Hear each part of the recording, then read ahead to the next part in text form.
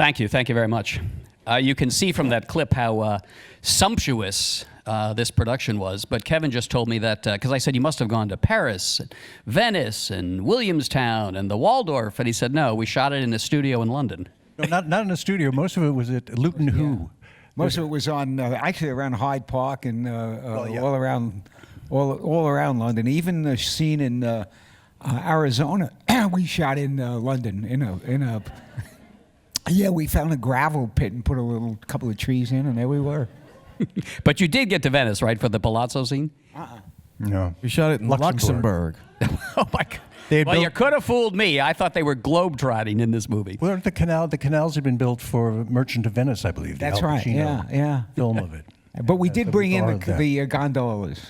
We imported those, yeah. So, Irwin, I'm curious, what got you thinking this time about doing a movie about Cole Porter? Well, actually, it started with a movie about the Gershwins.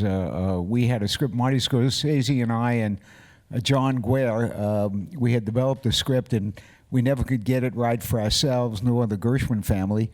And there's a gentleman, I think he's in the audience, by the name of Robert Kimball, who is oh, there he is, okay, who is the artistic advisor to both the Cole Porter estate and the Gershwin family and many other very important musical groups.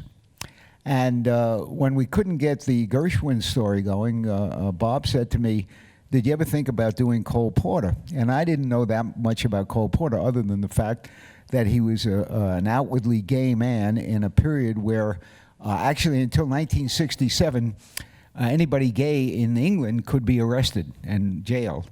And then he was married to this woman who was called the most beautiful woman in Paris, and they were married until she died in a very, very comfortable circumstances, even though he was, as I said, outwardly gay, and they still loved each other, and I thought that's kind of an interesting story to tell.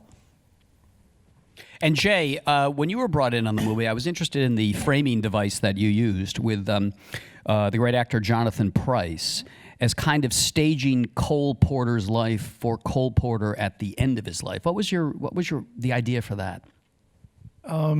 Desperation. I had one instruction from Irwin when I started to write. I don't want a biopic. Don't give me a standard biopic. And I can't remember where actually the idea of Jonathan's character came from and talking to Kevin, but it was as a result of this, my marching orders, that I just kind of came up with this. And you call him Gabe, as in sort of blow Gabriel blow, because at the end he is kind of taking Cole Porter to his next phase of existence. Yeah, show business heaven. Right. Now, Kevin, every Broadway producer I know has been dying to get you to star in a revival of Kiss Me, Kate. So they must have wanted to kill Irwin when he got you to play Cole Porter in To Lovely. Why did you always turn down playing a part that seems so suited for you? I didn't. I actually came very close to doing it with Mike Ockrent. And then there was this some nonsense with the estate, the Bella Spiewak estate, I guess, and they were they wrote the book, yeah, right. And Mike Ockrent wanted to make a few changes, and they were waiting. And Mike Ockrent had this other thing, and he said, "I can't wait any longer. If I don't get an answer by Friday, I'm moving on." And he didn't get an answer from the Weislers, were actually developing it, right. And so he moved on, and I went, "Whew, I don't have to do it now." And what was your thought about playing Cole Porter when you first read the script? My thought about it, well, I was out of practice as a pianist, and I thought, well, this will get me practicing again. And I guess the last thing I had done was Life as a House with Irwin, and we had such a good time, and I wanted to work with Irwin again. I didn't think much about Cole Porter. I had seen Anything Goes. Actually, that's a long story, but a friend of mine actually was in the chorus, and what's her name from 42nd Street, the hoofer, the famous who? Ruby Keeler was doing Reno Sweeney, at the Muni Opera in St. Louis, which is 14,000 seats. It's about the stage is the width of the length of a football field. Anyway, Pat Paulson was in it, and I got this call saying, "Hey, I'm going on tonight." She bumped her head on the thing. So I said, "Well, what happened?" The director said, "Is there anyone in the chorus who wants to go on tonight for Reno Sweeney?" And my friend, who was in music school with me at Indiana, raised her hand. And I said, "Are you crazy?" But she went on, and they held up cue cards, the conductor. And of course, she was sensational. But anyway, that was my introduction, and I just was knocked out. And then I saw a production of Kiss Me, Kate. And again, I thought, there's not a bad song. There's not one bad. They're all fantastic songs. So I thought, what else did he write? And I just started doing the research, and amazing things just sort of emerged about him. And I thought, and you're playing the piano in this movie and singing. Yeah, because I convinced Irwin, because having done Pirates of Penzance, which was all lip synced, and thank you very much. We recorded it, in a few previous months to shooting, and to me it was agony, just lip syncing. There was something you couldn't be very spontaneous. And I told Irwin, I said, look, he was not a great singer. He was not known to be a great singer. He was known to be a sort of okay pianist, but not great. So I said, why don't you let me do it? And they actually had the technology, which they didn't 10 years earlier, where they could actually separate the piano mic from the vocal mic, and so they could use a better vocal take. But also, I just didn't think about singing well, because I'd had the rare privilege of hearing people like Sondheim or Cy Coleman. Well, no, he was a decent singer. I don't know. But when you hear a composer singing one of his songs, it's not about singing. It's a different thing, and I wanted to capture that. It's just the guy who wrote it. I actually sat on the floor at Hal Prince's apartment when Stephen Sondheim sang through the entire score of Sweeney Todd, which he'd just finished. That was a rare treat. Again, not a great singer, right? But a great evening. Yeah, it's very well captured as you do that performance of the movie. Is just because a songwriter, when they play and sing their own stuff, nobody will ever really understand what it's about better than they will. Charlie, I want to ask you, your father has told me that of all the movies he's done, this is his favorite. Why do you think that is? Well, I think first, London is the most civilized place to make a movie anywhere in the world. It's a carny lifestyle. You wind up in some godforsaken places, and London is just fantastic. I just had my children. We brought them along, so the grandchildren were there for Irwin all the time. All through prep, the ability to go out and live a proper urban life and still be able to do the work was really spectacular. And then every day you go to work and you're listening to Cole Porter songs. Every day. And because Kevin was singing and playing live, it was like a show some days. And the amount of infrastructure that comes along with making a musical, singers, dancers, I mean, it's a really fun place to go to work. So oftentimes we make movies and they're in these, these desperate situations that are just not pleasant to really watch or perform. This was just fun. Just out and out fun. Yeah, the music thing. To answer your question about what drew me to it, aside from I'll have to start practicing and get some chops back. But I just wanted to be in that music, and it's just wall to wall music. There's so much music, and I thought I want to be in that. I just want to be in that music. Yeah, it was every day was as Charles said a treat. And for me personally, living in London, my granddaughter was just going to preschool, and actually I used to pick her up in the morning, and she's right there, by the way. She's now at Columbia. She's no longer in preschool. But I pick Maya up and then go to work. I mean, how much better could that be? Take your granddaughter to school and then go to work every day. And frankly, Kevin and I, when we did Life as a House, we were really, really happy with the film and with each other, and we really had a great time together. And working with him was really also a treat. Every day was inventive and the stress of making a movie really was never there in this particular case. And why did you, you're known, of course, as a great producer. Why did you decide to direct this one? I loved the music, and as I said, I had worked a long time on Gershwin, and that didn't happen. So when we had the opportunity, and then not only I spent, I don't know, almost a year with Jay, and Jay is one of my oldest friends, so it was all part of family. So it was. You know, Jay is really a poet, and when you find a screenplay writer that is also a poet, it's a treat. And so all the circumstances were right. I don't do rhymes, though. I didn't want to give it to somebody else. I really wanted to direct it myself. Right. Leave the rhymes to Cole Porter, Jay. Yeah.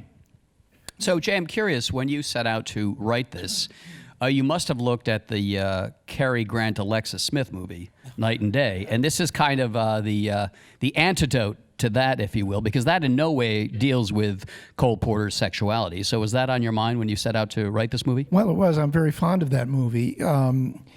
There was a line in the script originally that we took out at the behest of Cary Grant's widow, where Kevin goes to a screening of Night and Day, and when it's over, turns to Ashley and says, "Cary looks like he's had a high colonic." And she took grave exception to that, so we kind of eliminated that for something a lot milder. But other than that, I mean, it's, you know, Night and Day is a lovely movie of its time. Anything with Cary Grant is great. Mm-hmm. You know, Alexis Smith, who I worked with later in The Age of Innocence, was beautiful as Linda. But I wanted to use the freedom of the thematic freedom that we all enjoy now, plus the stylistic freedom, which they didn't have. They didn't have either of those things then. And so within the conventions of that time, I think Night and Day is a damn good shot. Right, right. And Kevin, when you are exploring the part of Cole Porter and his complicated sexuality, did you use any of, and this may be a sort of a simplification, but I think of that great performance you gave in and Out, where you are straight, but everybody thinks you're gay. Any of that filter through your Cole Porter at all? No. I am gay. No, in the movie. In the and movie, Out. right, yeah, that's right. Everybody thinks I'm straight. Right, that's right. Even I thought I was straight. Right. That's why I was confused. Yeah. A journalist once asked me when I was promoting the movie, so when you kiss or are kissed by Tom Selleck, did that turn you gay? This is what press junkets are like. What was your answer? Yes. No. Wouldn't it turn you gay? No, that you're not. You don't turn gay. I think I might have said. I think. Anyway, it was. What was interesting to me was that at that time, everyone in the business knew about Cole's sexual. Cole, I call him on a first name basis. Mr. Porter's sexual predilection, but no one. It wasn't. The studios protected you. It wasn't this confessional era of people saying, "Well, I'm coming out." You know, it's like no. First of all, for him writing all these love songs, it would have been bad for business, but the fact that he had to keep this, as so many gay men in whether they were in a show business or any business had to keep it secret. And I remember thinking that must have had the idea that it's when you're doing something that you can only do in secret. There's my dime store psychology. So that has to add to the fun of it in a way. It's like what, and like that was part of this forbidden thing that he was doing. And it works its way into his lyrics. Well, his lyrics are full of. I mean, the irony and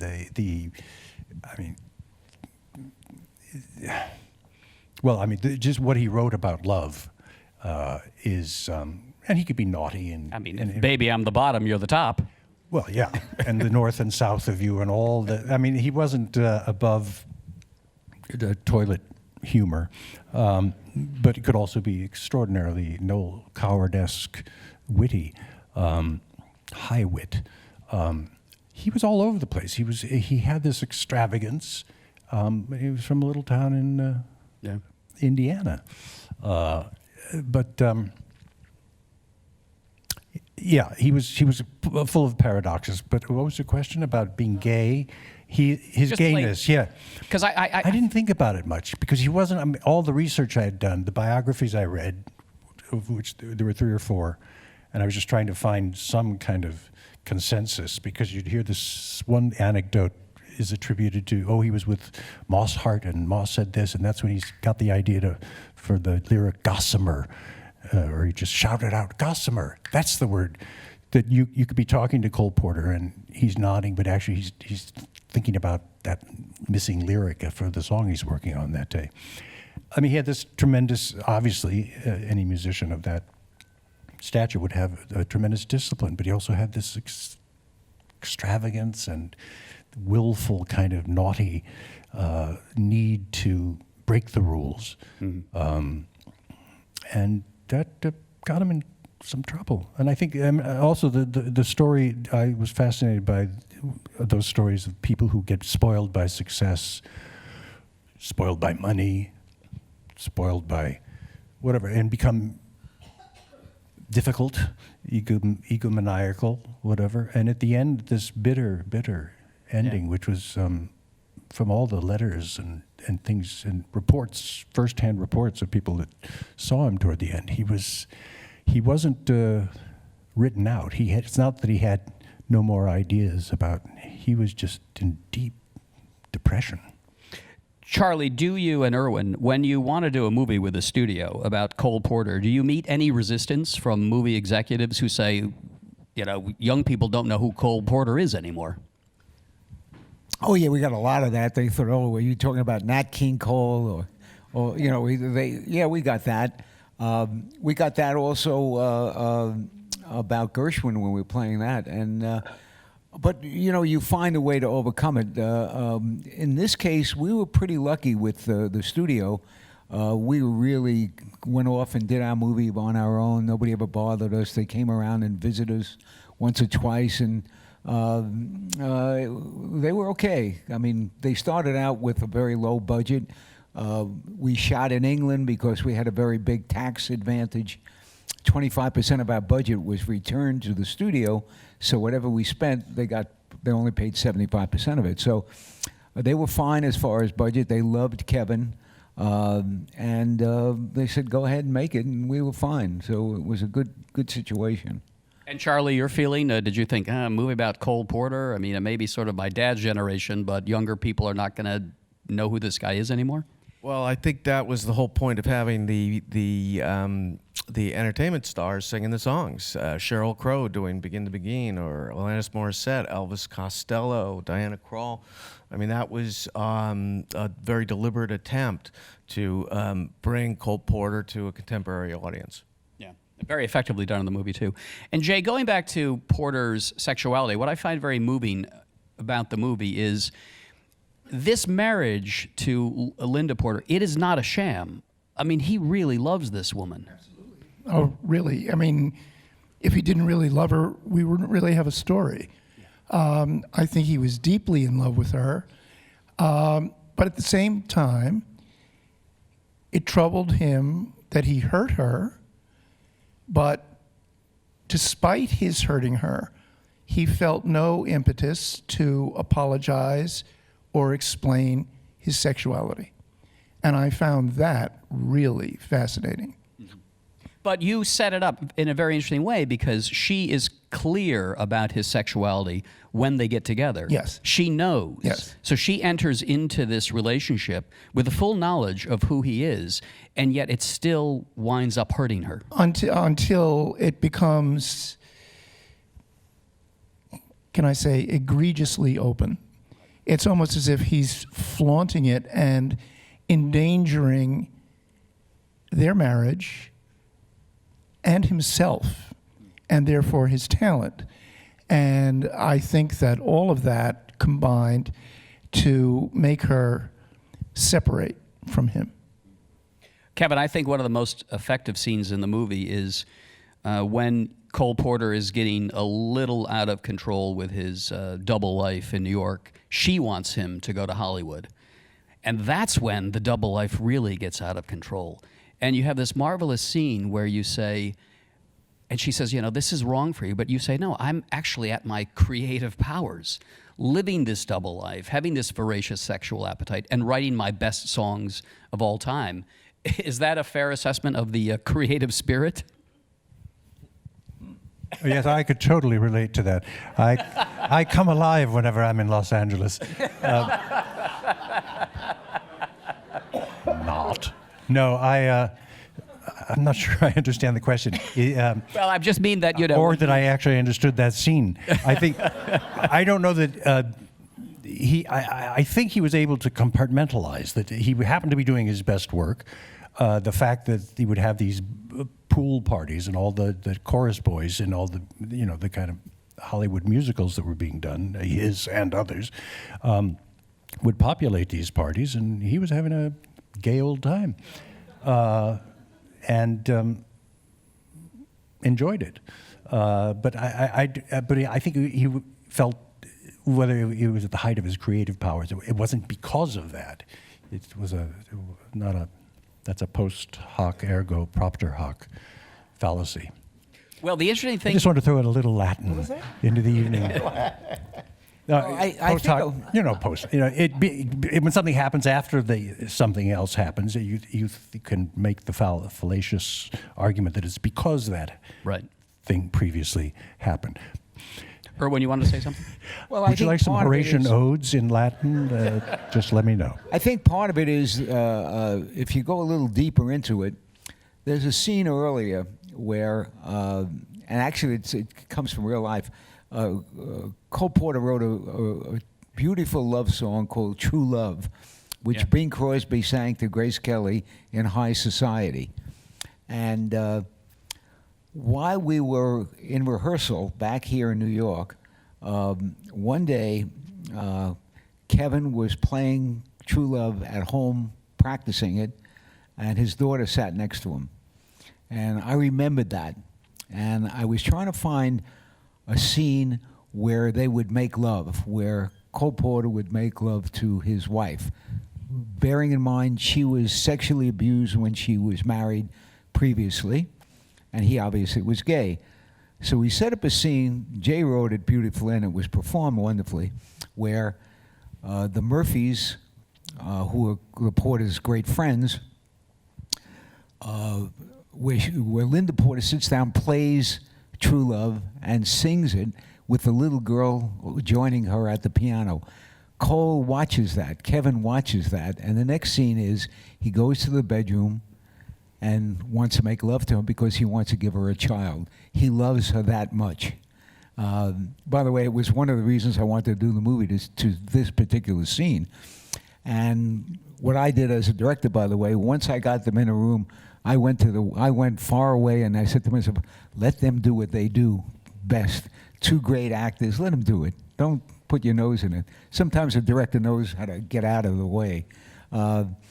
And that motivated so much else that went on in the movie, because then she loses the child, she miscarriages actually, and that's part of how they get to Hollywood, to start anew.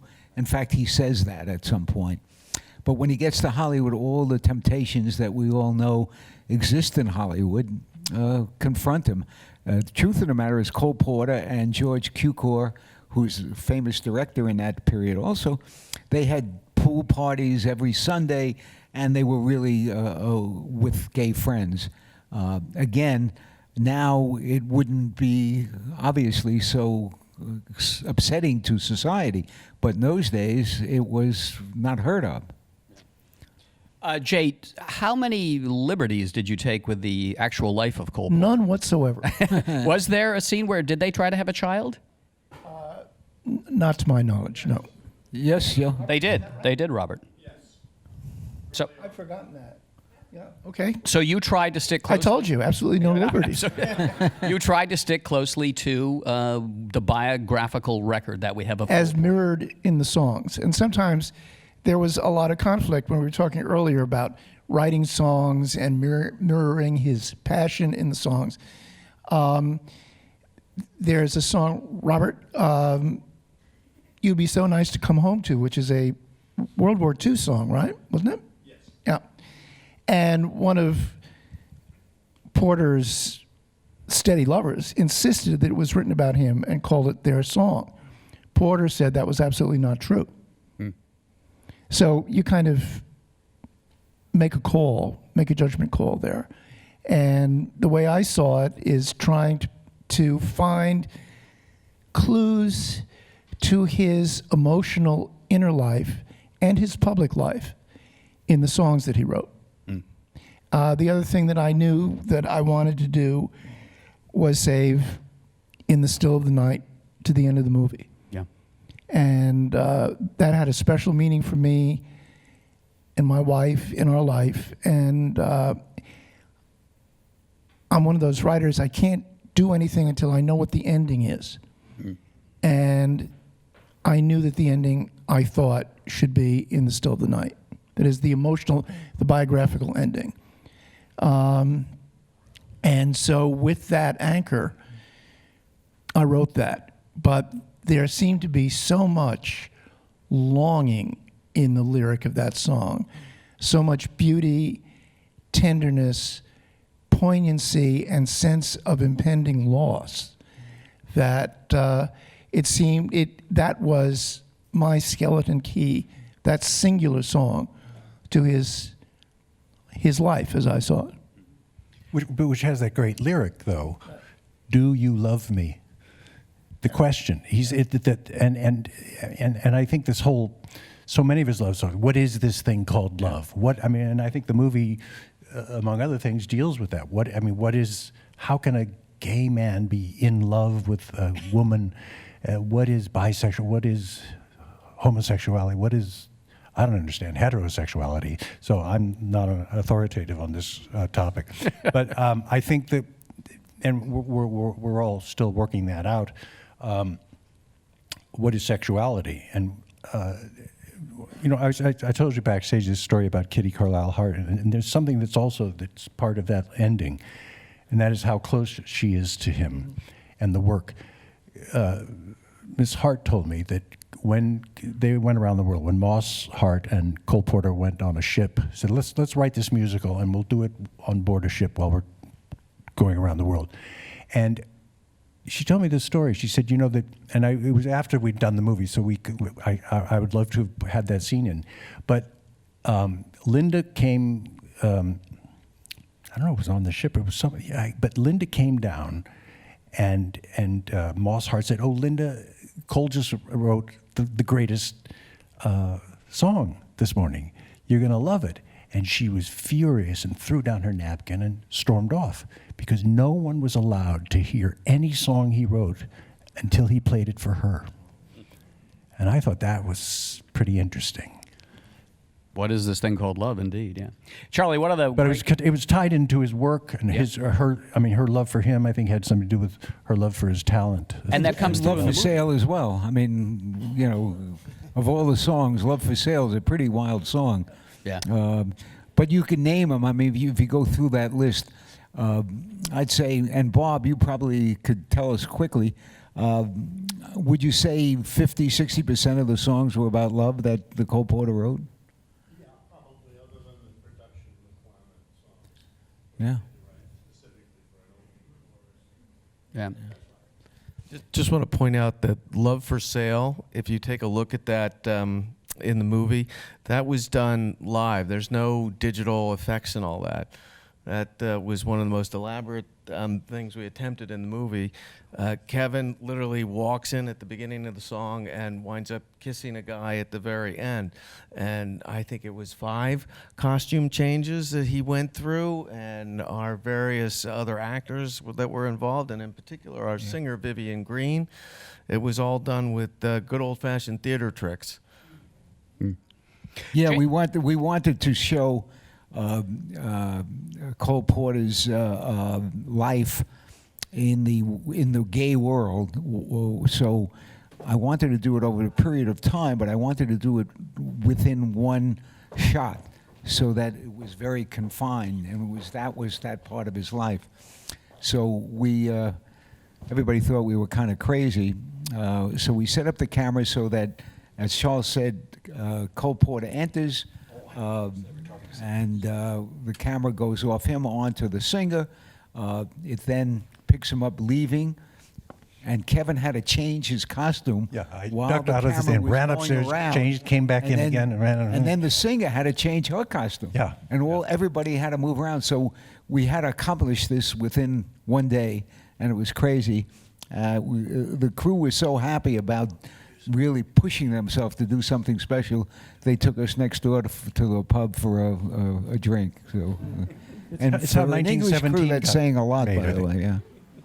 That one continuous shot. Yeah. I think that's where. But it's an Mendes got the interesting idea. scene, though, because then it leads to kind of a key dramatic moment in the script where Cole Porter gives the money to a guy to get a boy, and that man is then going to use that to Blackmail, extort yeah, and yeah, blackmail Linda and Cole Porter. Right. Yeah. And then when she confronts Cole Porter, he said, "That's kind of a luxury tax." I You know call about a that. luxury Yeah. tax when you're sitting by your pool playing the piano. Yeah.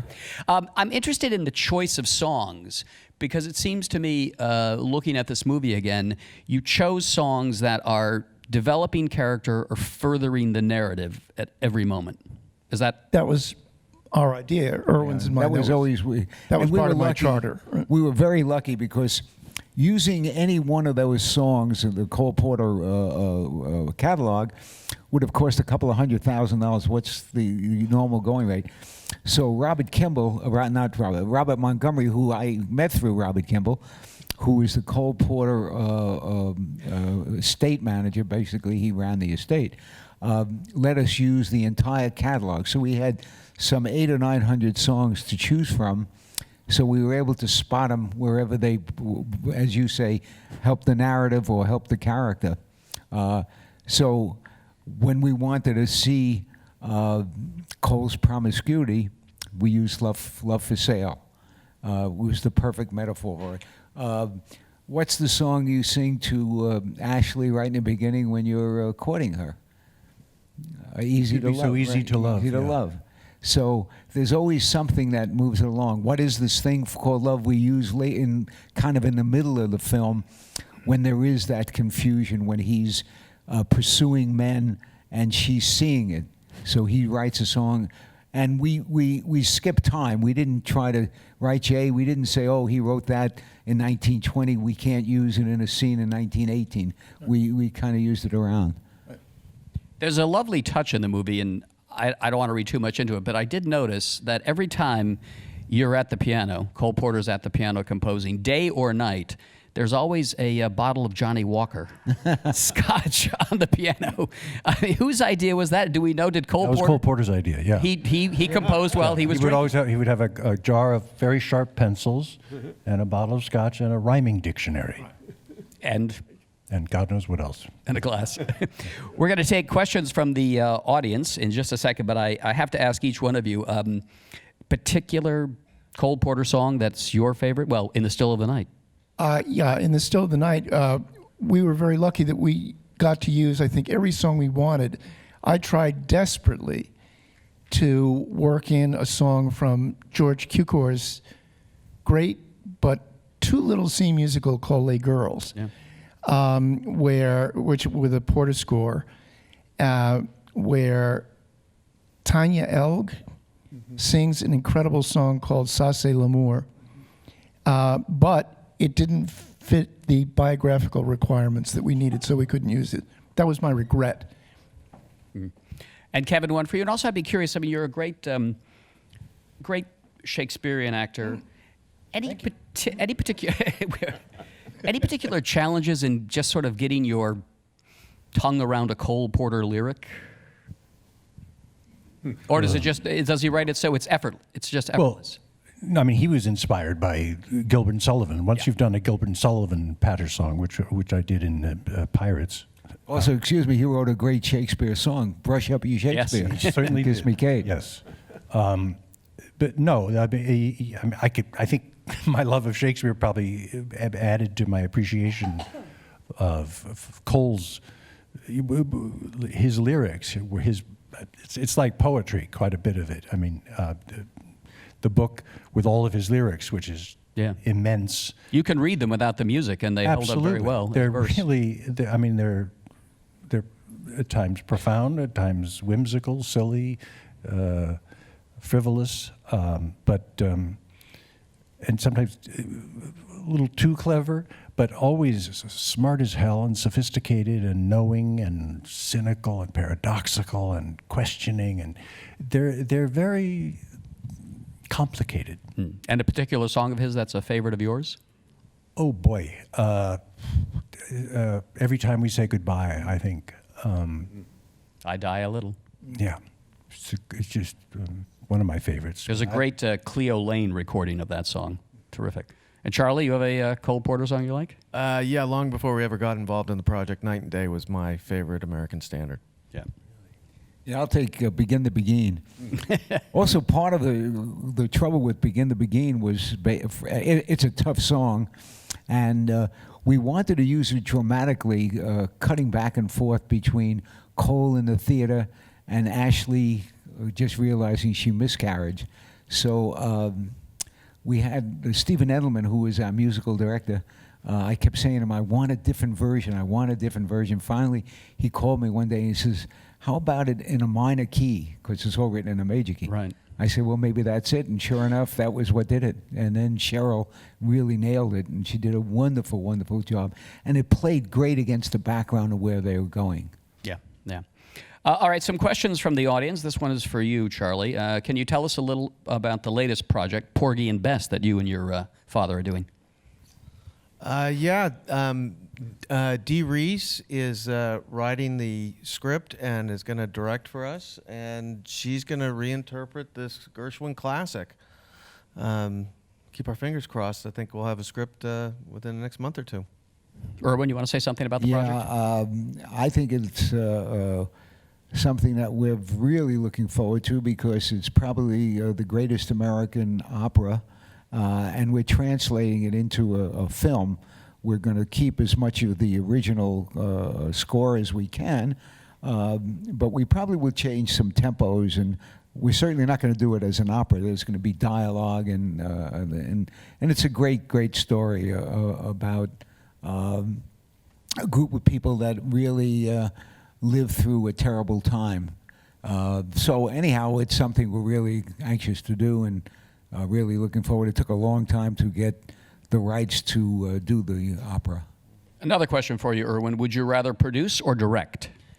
Well, it depends on what it is. Frankly, if I had an opportunity to work with Jay and Kevin and Charles again, I would direct. Let's go now. You have a cameo in this movie where you are the director, right? I see. Well, if you see that scene, I play a director and I'm on a crane. Well, if you watch that scene carefully, don't look at me. Look at Kevin's face when he sees me coming down on the crane. It's what are you doing up there? Kevin, now this is a question I would ask you if I were interviewing you for the New York Post. Any plans for a return to Broadway? Oh, yeah. No. And there's a second part to this question. I mean, no imminent plans, but Very good and present laughter, by the way. thank you. Thank you.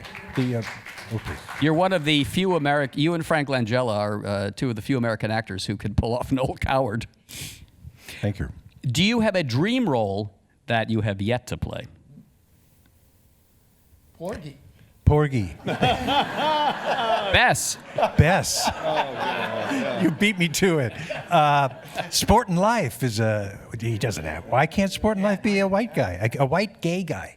No, I've played too many of those. Very few. I've been very fortunate. Most of my the roles I've wanted to do have been, done. Should Irwin do a biographical movie written by Jay about Stephen Sondheim. Would that role interest you? What a great idea. The music is great, I'll tell you that. Yeah. I see the mind's ticking away up here. Well, actually, we've been. You have the financing? Actually, we've been playing with Sunday in the Park with George for a couple of years. Right. Actually, since it opened in 1985, we've been talking about doing it. And James Lapine, who wrote the book and directed the original play, has written a screenplay based on his play, and we're trying to put that together now. And it's really a Pulitzer Prize-winning musical and a great piece of work, and we hope to get it together soon. You're Georges Seurat right here. Yeah. Or maybe Louis the Baker. I'll tell you, Roel, did you ever see the movie called The Horse's Mouth? Yeah. With Alec Guinness? Yeah, yeah. That's a dream role that I've always wanted Really? to play, and I'm actually the right age. But Gully Jimson, yeah. Joyce Carey wrote a novel called The Horse's Mouth. I must have told you about it. Was it Alec Guinness? Alec Guinness. Ronald Neame directed the movie. There's Prokofiev's Lieutenant Kijus suite as a temp score, and they loved it so much they just kept it. It's a great You're score. about to see a movie being put together right here on stage. And when it's coming out, they will all join us here at the 92nd Street Y. Thank you, Irwin, Charlie, Kevin, and Jay. And thank you all very much. Can I just say one thing? We've done a few things like this about the movie over the years. But speaking for myself, and I'm going to presume everybody else, I'd like to say a word of thanks to Ashley Judd Yeah. Yeah, for a lot of things, yeah. for her performance in this and what she is doing in her life right now. Thank you very much. Thank you.